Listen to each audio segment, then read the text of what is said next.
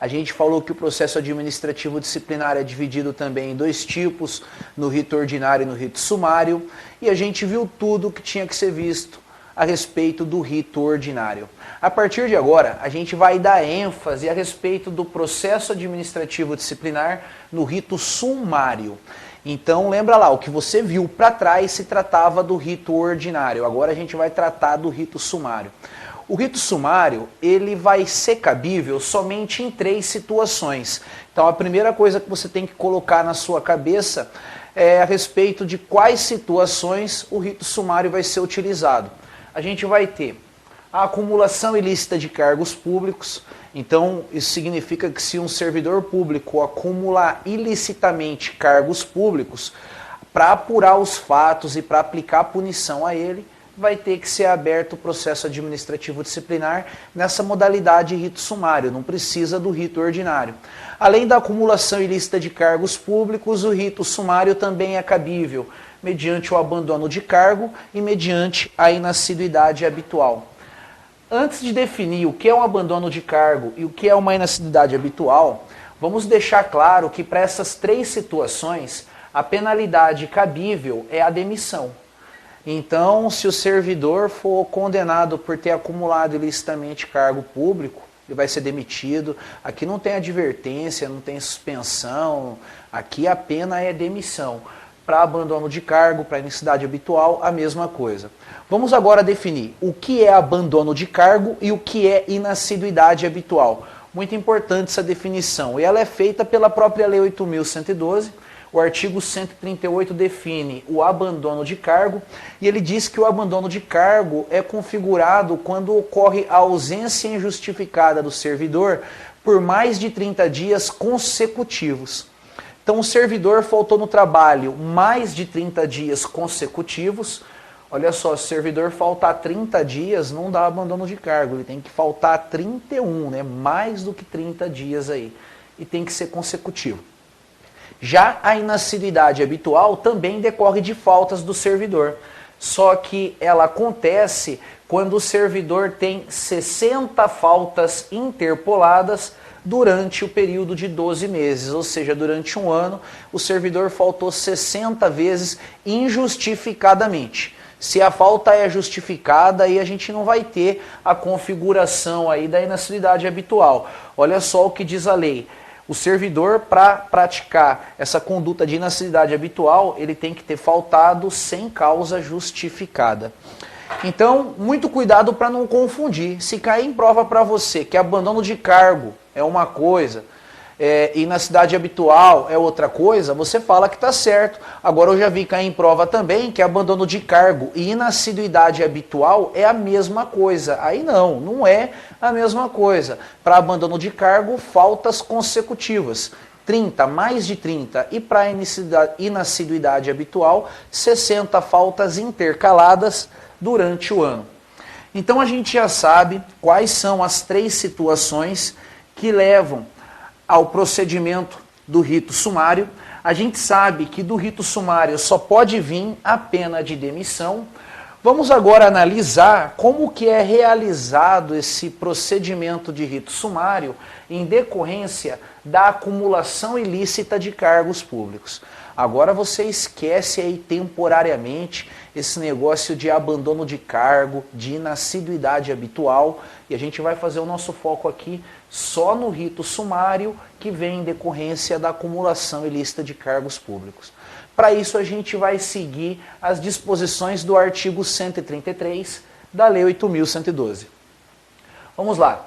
Ele diz que, detectada a qualquer tempo a acumulação ilegal de cargos, empregos ou funções públicas, a autoridade a que se refere o artigo 143 notificará o servidor, por intermédio de sua chefia imediata, para apresentar opção no prazo improrrogável de 10 dias, contados da data da ciência, e, na hipótese de omissão, adotará procedimento sumário para sua apuração e regularização imediata, cujo processo administrativo disciplinar se desenvolverá nas seguintes fases.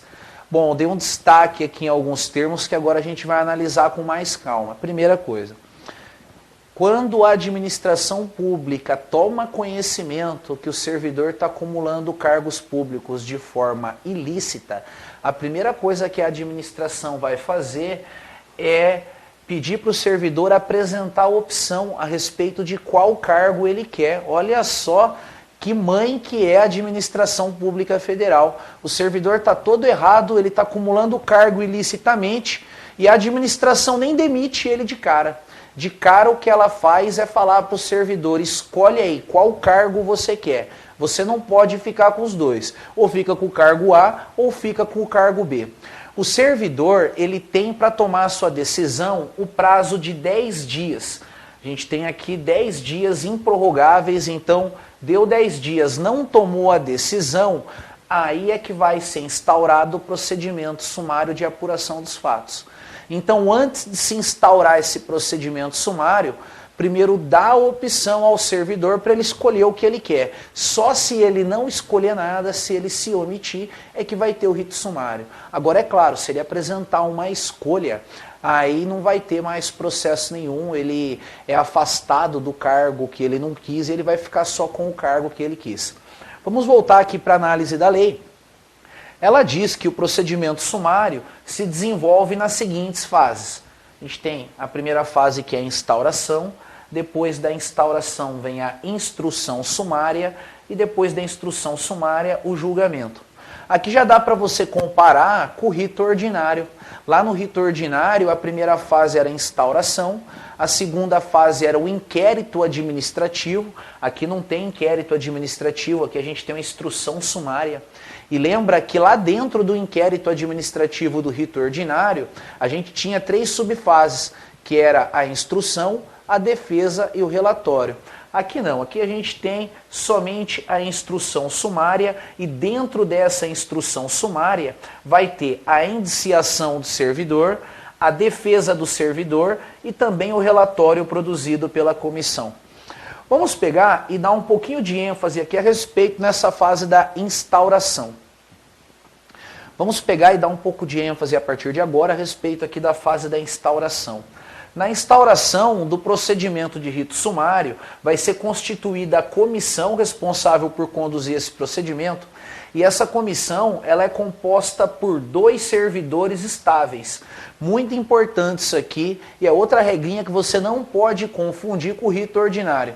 Lá no rito ordinário, a comissão era formada por 3 servidores estáveis, sendo que um era o presidente da comissão, o outro o secretário e um era um membro auxiliar. Aqui não, aqui no rito sumário, quando da instauração vai ser constituída uma comissão formada por 2 servidores estáveis. Aí essa comissão é que vai dar andamento ao procedimento do rito sumário.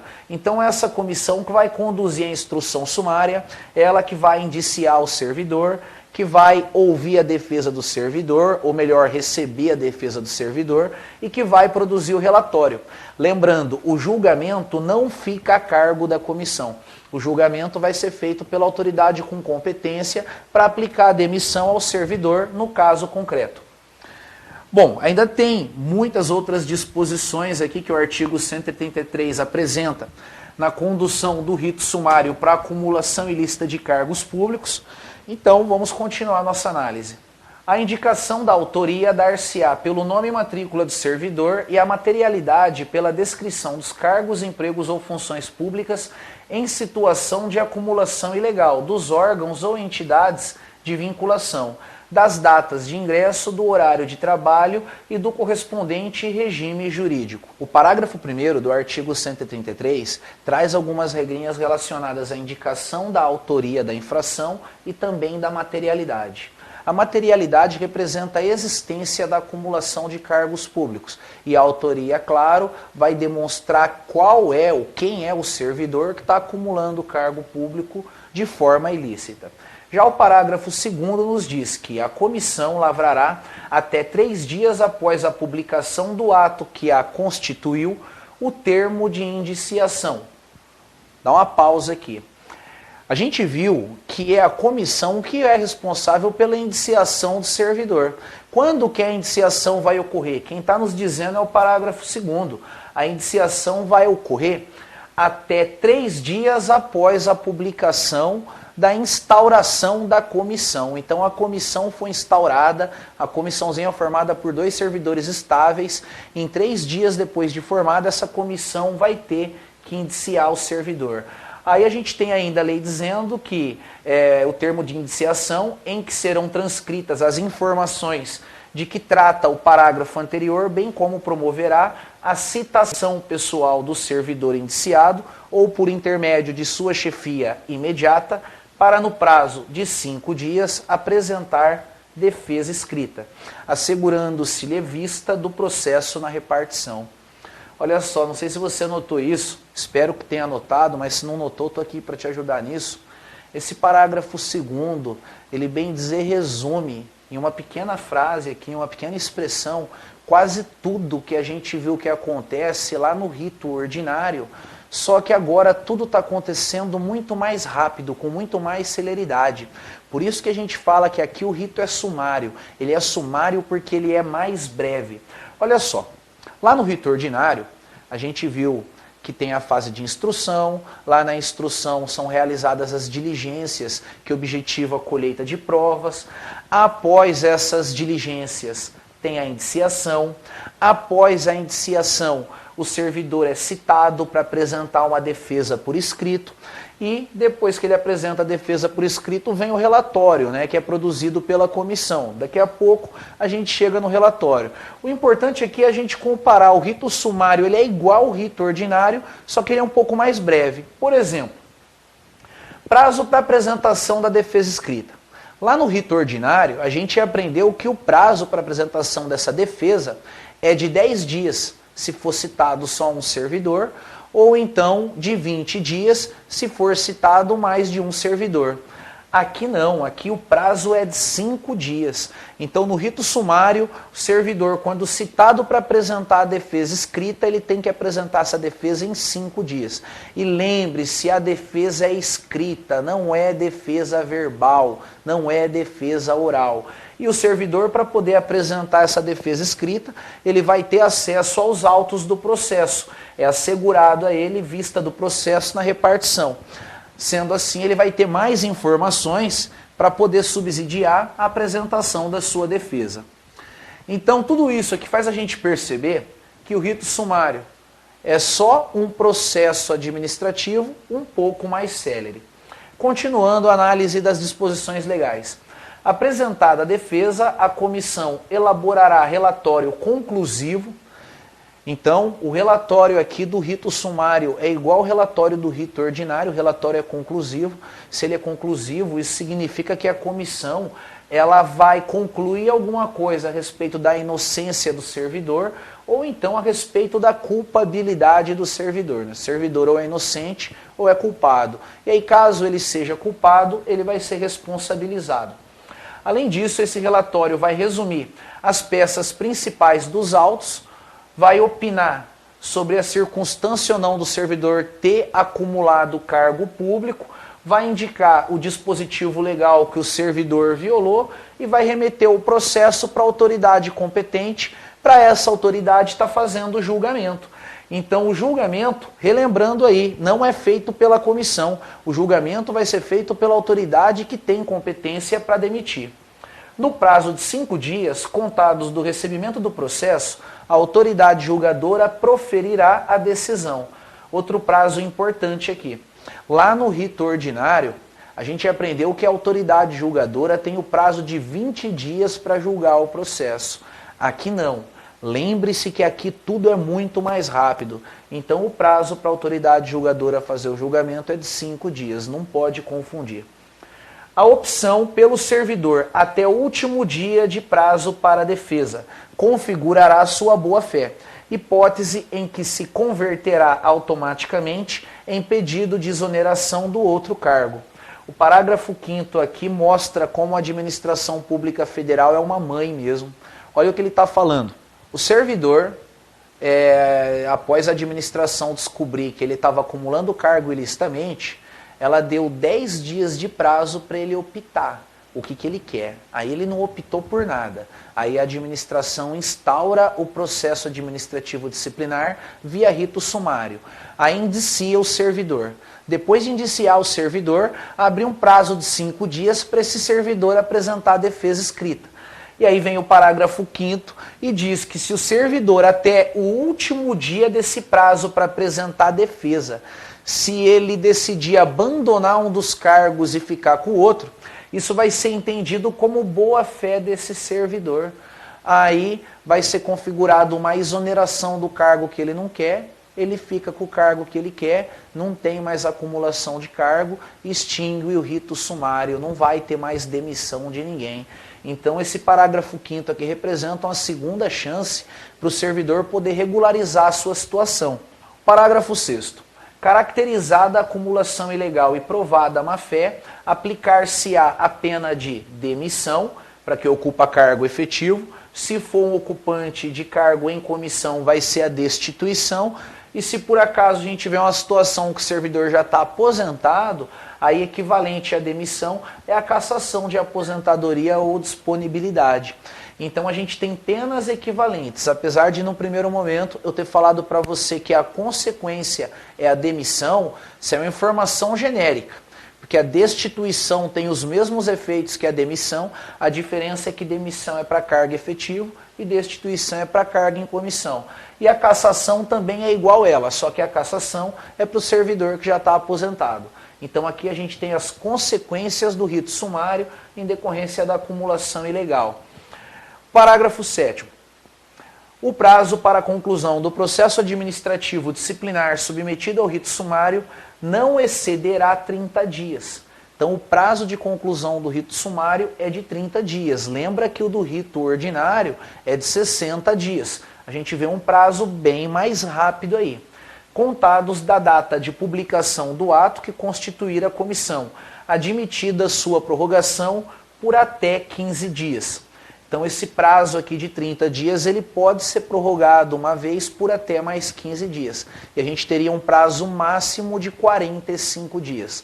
Lá no rito ordinário, o prazo em regra é de 60 dias e o prazo pode ser prorrogado uma vez por até mais 60 dias, o que vai dar um prazo máximo de 120 dias. É muito importante, viu, você comparar. Compara o rito ordinário com o rito sumário. É isso que vai garantir o teu bom desempenho na sua prova. E o parágrafo 8, por fim, diz que esse processo sumário para apuração da acumulação ilegal de cargos públicos, além de respeitar as regras do artigo 133, também vai respeitar as regras do título 4 da Lei 8.112, o título 4 que trata do regime disciplinar, e também do título 5 da Lei 8.112, que trata dos processos administrativos disciplinares. Então a gente termina por aqui essa parte que trata do rito sumário, para apurar a acumulação ilícita de cargos públicos. Só que vamos lembrar aí que o rito sumário é cabível em 3 situações. Ele é cabível em decorrência da acumulação ilícita de cargos e também do abandono de cargo e da inassiduidade habitual. Agora a gente vai falar do rito sumário em decorrência do abandono de cargo e da inassiduidade habitual. Eu coloquei essa definição aqui novamente para reforçar ela. Você tem que ficar craque nisso. Abandono de cargo acontece quando o servidor tem mais de 30 faltas consecutivas. E a inassiduidade habitual acontece quando o servidor tem 60 faltas interpoladas durante o período de 12 meses. E é claro, as faltas são injustificadas também. Então aqui a gente relembrou quando acontece o abandono de cargo, quando acontece a inassiduidade habitual. Agora vamos analisar o procedimento relativo à apuração dessas circunstâncias. O artigo 140, que trata do assunto, diz que na apuração de abandono de cargo ou inassiduidade habitual, também será adotado procedimento sumário, a que se refere o artigo 133. Esse artigo 133 trata do procedimento sumário para apuração da acumulação ilícita de cargo público. É aquilo que a gente acabou de ver. E aqui o 140 diz que na ocorrência de abandono de cargo ou da inassiduidade habitual, segue as mesmas regras do artigo 133. Então aqui, sem novidade. A indicação da materialidade dar-se-á na hipótese de abandono de cargo pela indicação precisa do período de ausência intencional do servidor superior a 30 dias. Então aqui, a linha A do inciso 1 mostra como que deve ser feita a indicação da materialidade em decorrência do abandono de cargo. Ela é bem simples. É só pegar e demonstrar, através de algum documento, quais foram os dias que o servidor faltou no trabalho. Se ele teve mais de 30 faltas consecutivas, se isso puder ser provado por esse documento, está provado aí o abandono de cargo. Já a inassiduidade habitual vai ser provada da mesma forma, só que nesse caso o que interessa é uma documentação que comprova que o servidor teve 60 faltas interpoladas durante o período de um ano. Então, simplesmente, a materialidade, para ser confirmada aqui, tem que ter acontecido a circunstância que configura abandono de cargo ou inassiduidade habitual.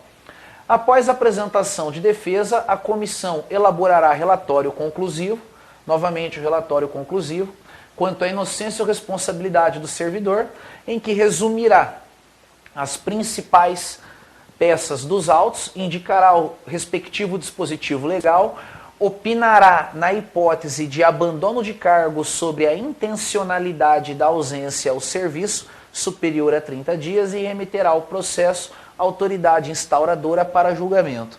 Bom, daqui o mais importante que a gente tem é que o artigo 140, inciso 2, traz normas relacionadas ao relatório e ele demonstra também que esse relatório, ao final, é encaminhado para a autoridade competente para realizar o julgamento. Lembrando que a comissão não faz julgamento nenhum. E aí, pessoal, a gente conclui as regrinhas relacionadas ao rito sumário. Aí eu coloquei essa tabela aqui no quadro e através dessa tabela a gente vai comparar a sindicância, o PAD ordinário e o PAD realizado através do rito sumário. Eu recomendo que você decore essa tabela aqui. Se você decorar o que está nela, vai ser muito difícil você errar uma questão que envolva conhecimentos que exijam a comparação de características entre esses institutos aqui. Então vamos lá. Primeiro, o caso da sindicância. Quando a sindicância é cabível? Ela é cabível para aplicar a pena de advertência e ela também é cabível para aplicar a pena de suspensão, desde que a suspensão seja até 30 dias. Se a pena for mais grave, aí não pode usar a sindicância para punir mais não. Aí vai ter que instaurar o PAD através do rito ordinário. O PAD do rito ordinário, ele é cabível para aplicação de qualquer penalidade. Então, através do rito ordinário, pode aplicar advertência, suspensão, tanto faz o prazo da suspensão, se é menor do que 30 dias ou se é maior do que 30 dias. Também dá para aplicar a demissão, a cassação de aposentadoria ou disponibilidade, a destituição do cargo em comissão e a destituição da função de confiança. Então aqui, qualquer penalidade. Cuidado, viu? Não vai pensar que porque a sindicância aplica advertência, então a advertência só pode vir da sindicância. Negativo. A pessoa pode receber uma advertência através de uma sindicância ou através de um PAD ordinário. O PAD pode tudo que a sindicância pode e mais um pouco. Só que detalhe, o PAD não pode ser utilizado para aplicar a pena de demissão em decorrência de rito sumário. Então a gente coloca uma exceção aqui. A exceção é o rito sumário. Nas situações que a gente acabou de aprender quase agora, que exige a realização do rito sumário, o rito sumário vai ter que ser realizado, porque o PAD regular não vai ser apto à aplicação da penalidade. E o rito sumário, a gente já viu, ele é cabível para aplicar a demissão em decorrência de 3 situações. Aqui a gente vai ter a demissão em decorrência da acumulação ilegal de cargos, acumulação ilegal de cargos. A gente vai ter aqui também o abandono de cargo e a inassiduidade habitual. Meu espaço aqui não ficou muito bom, mas eu espero aí que você consiga escrever melhor no espaço que você tem aí. Aqui a gente tem 3 situações: acumulação ilegal de cargo, abandono de cargo e inacividade habitual. Bom, aqui a gente então sintetizou as hipóteses de cabimento. Agora o prazo de duração. No caso da sindicância, em regra, ela deve ser concluída em 30 dias. Se os 30 dias não resolverem o problema, aí excepcionalmente a sindicância pode ser prorrogada por mais 30 dias. E a gente teria um total aí de 60 dias. Já o PAD ordinário, ele em regra deve ser concluído em 60 dias e ele pode excepcionalmente ser prorrogado uma vez por mais 60 dias. Então a gente teria um prazo máximo aí de 120 dias. E já o rito sumário, ele em regra deve ser concluído no prazo de 30 dias e esse prazo pode ser prorrogado em situação excepcional por mais 15 dias. Então aqui no rito sumário a gente teria um prazo máximo aí de 45 dias. Muito importante memorizar tudo isso aqui. Isso aqui é aquele basicão, aquele arroz com feijão que resolve muitas questões de prova, pessoal. Confie em mim, essa tabela é importante. Agora, para a gente poder finalizar 100% o estudo do processo administrativo disciplinar, agora que a gente já sabe a respeito da sindicância, do rito ordinário, do rito sumário, a gente vai falar a respeito da revisão do processo administrativo disciplinar, ou revisão do PAD, como também é muito conhecida. Primeira coisa, a finalidade da revisão. A finalidade é melhorar a situação do condenado mediante a comprovação da inocência do punido ou então comprovação da inadequação da pena aplicada. Então aqui a gente vai ter um procedimento que vem para melhorar a situação do servidor que foi condenado em uma sindicância, em um processo administrativo, seja pelo rito ordinário ou pelo rito sumário. O cara já foi condenado, ainda assim existe uma última esperança, que é essa revisão aqui. Cabimento. O surgimento de fatos novos ou circunstâncias suscetíveis de justificar a inocência do punido ou inadequação da penalidade aplicada. A simples alegação de injustiça da penalidade não constitui fundamento para a revisão, que requer elementos novos ainda não apreciados no processo originário. Muito importante essas regrinhas aqui, elas caem muito em prova. Olha só. A revisão, ela vai melhorar a situação do servidor, mas isso vai ser feito em decorrência do surgimento de fatos novos ou circunstâncias novas que, após o aparecimento dessas circunstâncias, se comprova que o servidor é inocente ou então que a pena aplicada é inadequada. Na época do processo, esses fatos não eram de conhecimento da administração. Esses fatos só surgiram depois que o processo já acabou. E depois que eles surgiram, eles conseguem provar que esse servidor tem que ser beneficiado. Ele está sofrendo mais do que ele merece. E não adianta o servidor alegar que houve injustiça no julgamento dele para pedir a revisão do PAD. A simples alegação de injustiça não justifica a revisão do PAD. A revisão do PAD ela é condicionada ao surgimento de um fato novo ou de uma circunstância nova. A Lei 8.112 ainda determina que a revisão do PAD pode ser feita a qualquer tempo. Então não existe um prazo para ingressar com a revisão do PAD. A qualquer tempo ela pode ser realizada, isso desde que surja algum fato ou alguma circunstância nova. Por isso que não tem prazo. Vamos supor que o servidor foi condenado e depois de 20 anos surgiu um fato novo que prova que o servidor era inocente. Então 20 anos depois pode instaurar aqui essa revisão do PAD. Não prescreve. E ela pode ser instaurada tanto a pedido quanto de ofício. Se a própria administração tomar conhecimento que o servidor está sendo prejudicado sem dever, ela mesma pode instaurar a revisão por conta própria. Ou então o servidor ou algum familiar desse servidor pode entrar com pedido para a abertura da revisão do PAD, e aí a gente vai ter a possibilidade da situação do servidor ser melhorada. Detalhe importante, pessoal, a revisão do PAD não pode prejudicar o servidor. Ou mantém a coisa do jeito que está ou melhora, mas prejudicar não. O processo disciplinar poderá ser revisto a qualquer tempo, a pedido ou de ofício, quando se aduzirem fatos novos ou circunstâncias suscetíveis de justificar a inocência do punido ou a inadequação da penalidade aplicada. Em caso de falecimento, ausência ou desaparecimento do servidor, qualquer pessoa da família poderá requerer a revisão do processo. Essa regrinha aqui cai muito em prova.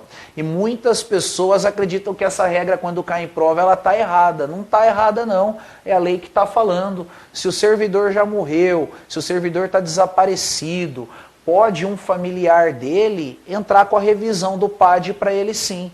Mas qual que seria a lógica disso? Por exemplo, se o servidor foi demitido e a família conseguir provar que esse servidor não deveria ter sido demitido e ele já morreu, cancelando a demissão dele, isso gera o direito de uma pensão para a família do servidor.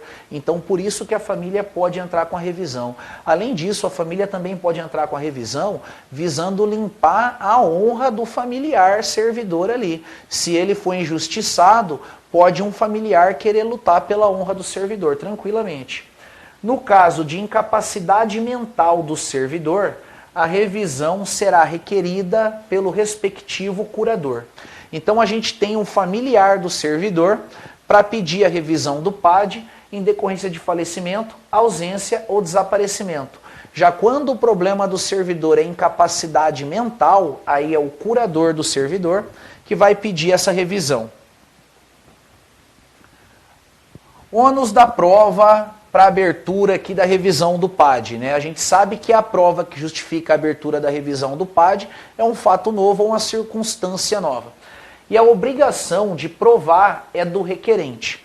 Então, se a gente teve uma revisão instaurada de ofício, cabe à administração pública fazer prova dos fatos. Se a revisão foi instaurada a pedido do servidor, de familiar ou de curador, aí cabe a uma dessas partes aí fazer a comprovação das provas aí para justificar suas alegações. A competência para autorizar a revisão é de um ministro de Estado. Então o pedido para abertura da revisão é encaminhado para um ministro de Estado, aí ele diz se vai poder ou não ser feita a revisão, ou então uma autoridade equivalente a ministro de Estado, aí, em algumas circunstâncias especiais, também pode estar fazendo a revisão desse processo. Aí a gente tem a disposição legal relativa à regra. O requerimento da revisão do processo será dirigido ao ministro de Estado ou autoridade equivalente, que, se autorizar a revisão, encaminhará o pedido ao dirigente do órgão ou entidade onde se originou o processo disciplinar. Deferida a petição, a autoridade competente providenciará a constituição de comissão na forma do artigo 149. Então a gente vê que a comissão do PAD vai ser igual à comissão do processo administrativo disciplinar no rito ordinário. Ela vai ser composta de acordo com o artigo 149. Lá fala que tem que ter 3 servidores estáveis, sendo que um é o presidente, o outro vai ser secretário e um vai ser membro. E aí, continuando a análise da lei aqui, a gente tem o artigo 178, que diz que a revisão ocorrerá em apenso ao processo originário. Na petição inicial, o requerente pedirá dia e hora para a produção de provas e inquirição das testemunhas que arrolar. O artigo 179, a comissão revisora terá 60 dias para a conclusão dos trabalhos. Então aqui a gente tem o prazo para a revisão do PAD, 60 dias. E aí vem a dúvida, esse prazo pode ser prorrogado ou não? Essa dúvida é resolvida pelo artigo 180, que diz que aplicam-se aos trabalhos da comissão revisora no que couber as normas e procedimentos próprios da comissão do processo disciplinar. Então, se lá no processo disciplinar pode ter a prorrogação do prazo, então aqui na revisão do PAD também pode ter a prorrogação do prazo. É o que a gente conclui aí quando a gente combina o artigo 180 com o artigo 179. E aí, por fim, a gente tem aqui as últimas regrinhas. O julgamento da revisão do PAD caberá à autoridade que aplicou a penalidade, regra muito importante essa. Não é outra pessoa que vai julgar a revisão do PAD. Quem julga a revisão do PAD é a mesma pessoa que condenou o servidor lá atrás, a mesma autoridade. E isso não prejudica o processo, não. A gente tem que acreditar que a autoridade julga com base nas provas. Se a autoridade condenou o servidor no passado, ela condenou porque ela acreditou que o servidor era culpado com base nas provas apresentadas. Agora, através da revisão, essa autoridade vai poder mudar de opinião com base nas provas apresentadas aqui através do processo de revisão. O prazo para julgamento é de 20 dias. Então o prazo aqui é igual o prazo do julgamento do processo disciplinar pelo rito ordinário, contados do recebimento do processo, no curso do qual a autoridade julgadora poderá determinar diligências. Julgada procedente a revisão, será declarada sem efeito a penalidade. Então olha só, julgou procedente a revisão, acaba o efeito da pena que o servidor estava sofrendo. Afinal de contas, a finalidade da revisão é beneficiar o servidor, restabelecendo-se todos os direitos do servidor, exceto em relação à destituição do cargo em comissão, que será convertida em exoneração. Então, nesse caso aqui da destituição do cargo em comissão, se foi essa pena aplicada, aí o ocupante de cargo em comissão não volta mais não, converte em exoneração, essa destituição já fica melhor aí para quem ocupa cargo em comissão. Porque a destituição é pena, ela queima o filme. E a exoneração não é pena. E aí o parágrafo único do artigo 182 traz a nossa última e importantíssima regra. Da revisão do processo não poderá resultar agravamento de penalidade. Então, ou esse processo beneficia o servidor, ou mantém a coisa do jeito que está. Não pode prejudicar. E é isso aí, meu amigo. A gente concluiu aí todas as regrinhas relacionadas ao processo administrativo disciplinar. Agora é com você. Muita objetividade nos teus estudos, faça uma boa anotação, uma boa revisão e resolva muitos exercícios, porque é assim que você vai garantir a sua aprovação. Eu espero em breve receber a notícia de que você já está aprovado. É isso que eu desejo para você. Se não for assim, eu aguardo você para em breve a gente poder estudar um pouquinho mais. Até mais e bons estudos.